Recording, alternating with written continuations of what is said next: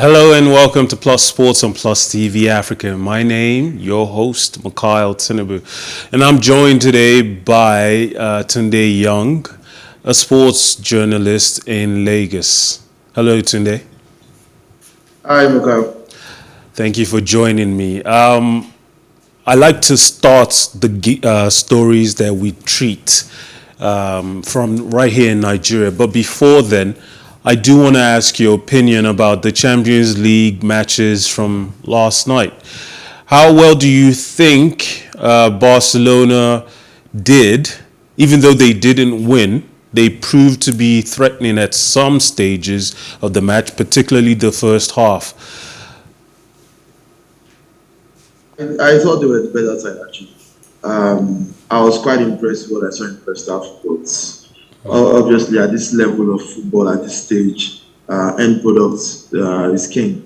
At the end of the day, the result matters the most, and the results reads Bayern 2, Barcelona 0. But there are signs to be encouraged about.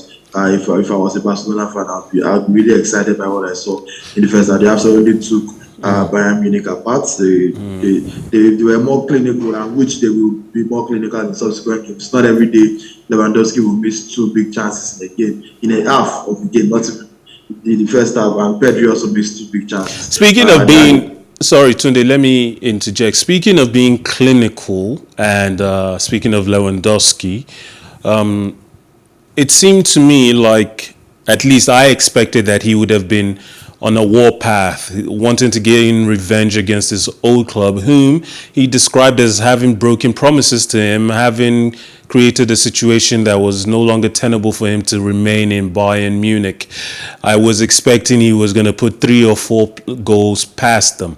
The performance, the lack of clinicalness from Barcelona kind of reminded me of a period in their history when Lionel Messi was the sole output of goals for them, and when he wasn't able to score, the team just kind of capitulated. That was what it felt like I was watching again last night. Yes, that's why you're absolutely right. That's why big teams. That's what makes big teams big teams.